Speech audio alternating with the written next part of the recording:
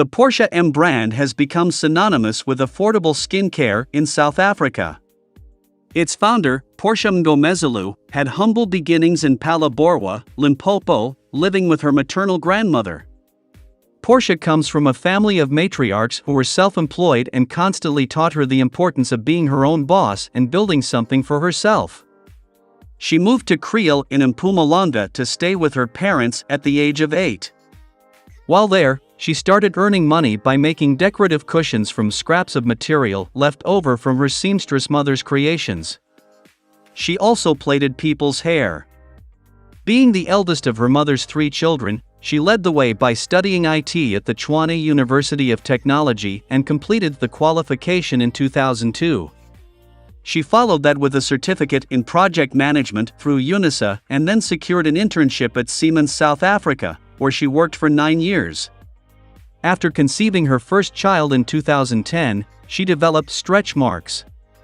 Her husband is originally from Swaziland, and on one of their visits to her mother-in-law, she told her about marula oil and how its healing properties can heal any skin ailments. She bought a bottle from the rural women and tried it out. It worked like magic. The oil did wonders for her skin. The results were so impressive that Portia wanted to share it with those closest to her. Investing 200 Rand initially, she bought marula oil directly from rural women in her hometown of Phalaborwa in Limpopo, bottled it herself and began selling it for 100 Rand as a side business to church members and friends who were pregnant. The profit she made on each bottle was reinvested into her business. She knew there was an opportunity to build her own brand when the demand for her bottled oil continued to grow amongst friends and on social media. During this time, she decided to revisit a folder on her computer titled, My Journey to Greatness, where she wrote down exactly what she wanted to achieve with her skincare brand. The business was officially registered in 2011 and named Portia M, because as a Christian, she believed there was greatness in everyone's name. She thought to herself, if people can buy Elizabeth Arden, or Estee Lauder and not even know who they are, or where they come from, why can't they buy Portia M? She was adamant from the get-go that she didn't want to grow a network marketing business. She wanted to compete at a retail level against international giants. Working on a tight budget forced her to be creative in order to get her product out there. She used her IT skills to advertise on Facebook, encouraging women who had tried her products to repost photos on Facebook endorsing the product. Miraculously, customers started taking before and after images and telling their stories. The value of social proof provided by these testimonials has been immeasurable, and one of Portia M's key selling points: real people, real results. She immersed herself in research, reading books, articles and watching videos of how she can come up with skincare products using the marula oil. Having realized there were no products in the retail space made for African skin as Africa's climate is different from that of Europe, she wanted to formulate something specific to African skin type and climate. She discovered the marula oil had exceptional skin benefits like her mother-in-law said. It was rich in antioxidants and omega-3, 6, and 9 fatty acids, which are good for skin hydration.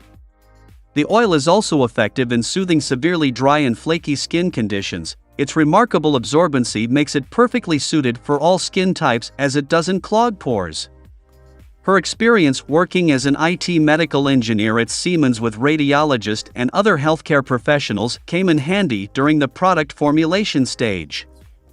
Upon these findings, Portia used innovative measures to formulate the products.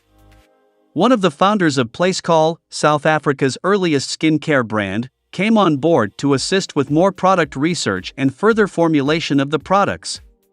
She knew right away that getting the paperwork was a crucial step in the growth of her business. Personal care products are subjected to many different tests before being placed on the market for sale. With the help and encouragement from her husband, who told her not to give up on her dream and passion, she approached the small enterprise development agency and asked to have her products tested. SETA paid for the tests to be conducted by the South African Bureau of Standards at the then Madunsa University in early 2012. The process took around 6 months, during which she continued to sell, without taking a cent from the business. The first 3 years of production were conducted at home. She made use of her kitchen, later turning her garage into a mini factory as well as an office, while making use of her kitchen utensils and gadgets such as two-plate stove, pots and cake mixer to manufacture the products. Persistence, and the willingness to overcome a wide range of obstacles, usually determines the fate of a company. In Portia's case, believing that she had the power to achieve whatever she wanted meant that mental barriers such as fear were never an issue. For many, leaving a secure job to venture into the unknown world of business is a scary thought, but Portia chose to put faith in her dreams. As production increased, she took the plunge in 2013 and resigned from her job in IT to focus exclusively on her skincare and cosmetics company. She received a 356,000 Rand payout from her previous employer, and every cent of it was invested in the business. According to Portia, growing a business organically isn't easy because you have to be disciplined. There was a time when she only wore one black outfit because that was the only one she had. Every 20 Rand mattered and had to go back into the business. As you can imagine, she received all sorts of criticism and ridicule, but didn't really care that much because she knew that one day she would have a full range of products sitting on shelves all over the country.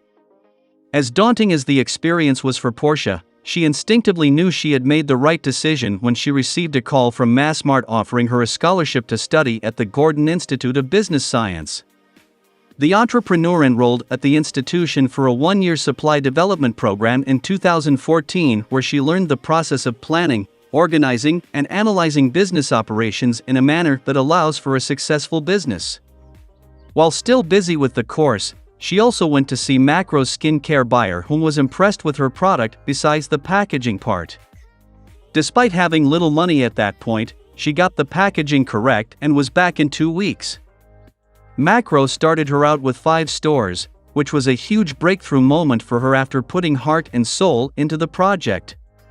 With this huge breakthrough, the business was able to make connections with other store groups, most notably being listed with 20 Pick and Pay stores, after the personal intervention of Suzanne Ackerman, daughter of Pick and Pay founder Raymond Ackerman, whom she met during APSA's Women in Business seminar tour at the Cape Town leg.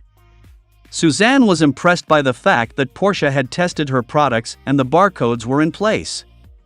Through Suzanne as the transformation director, she managed to get placed in 20 Pick and Pay stores. She visited each and every retail franchise in the country, and while some of them said no, she never took it as an actual no. Instead, she worked on increasing the sales through channels she already possessed. Between 2016 and 2017, her Pick and Pay sales jumped by nearly 2,000% and the store list expanded nationally. It took another 2 years to convince the buyers for ShopRite and Checkers to place the products on their shelves.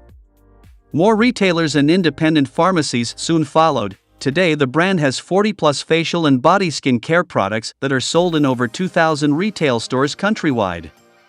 To export the range into other African countries, she leverages the operations of her partner SA retailers which already have a presence in the continent, the likes of ShopRite, Pick and Pay, and others. Because of that, the brand today has a presence in 14 African countries, while employing over 150 staff and has created over 2,000 related jobs in merchandising the products across leading retail channels. A second breakthrough for Portia came when she won the DTI's Emerging Supplier Award in Tshwane, where she met with representatives from the Innovation Hub who eventually offered her factory space for a fraction of the market price. The move to the new premises happened in 2016 and the business rapidly evolved from a garage operation to a 1,400 square meters building with state-of-the-art equipment.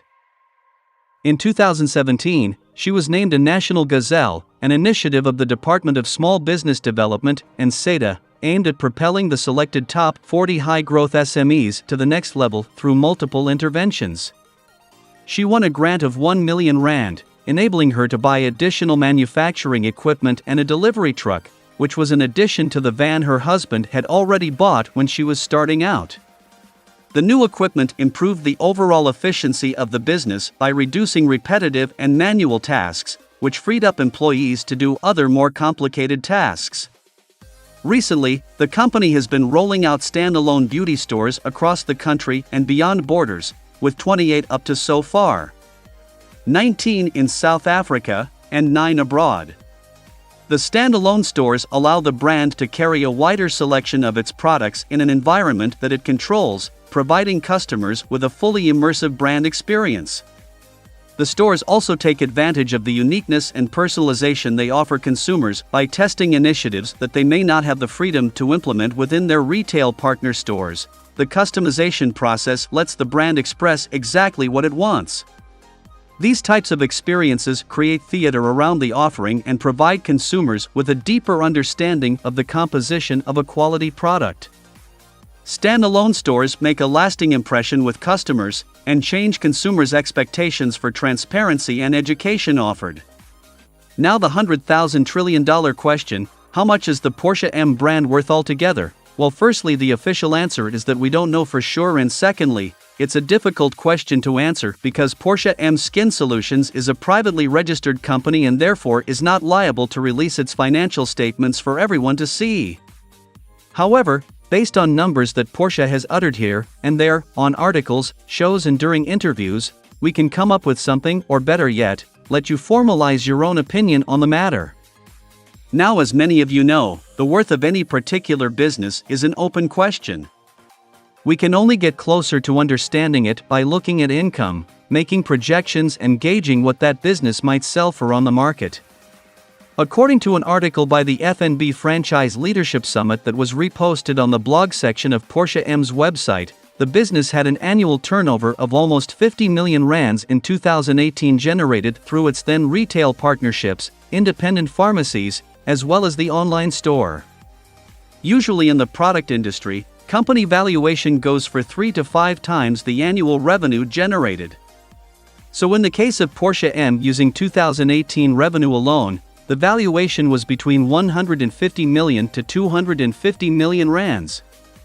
But bear in mind, this was 5 years ago. A lot has happened and a lot has changed since. The company has expanded the product range and also increased its footprint and digital print. So the valuation is probably more right now, taking all things into consideration. In January 2022, DSTV's most controversial and divisive channel, Moja Love, announced a new entrepreneurial show called Mzansi Tycoons. The show sees Moja Love's CEO Aubrey Tao talking to successful entrepreneurs about how their journey started, the obstacles they faced, and how they're using their success to assist others in their communities. The second episode of the show visited Portia M founder, and during a part of the show, Aubrey asked her if whether big businesses hadn't come to buy equity in her company, and she answered. The first offer was around 60 million rands, and I'm like, these people are playing. The big companies are saying the first offer is, I think, 60 million, and I'm like, these people are playing games. You know the way people say Vaseline? Yes. They must say Portia. So if 60 million rands was taken as peanuts to buy a percentage stake in Portia M a year ago, how much do you think the brand is worth right now in 2023? Leave your answer in the comments section.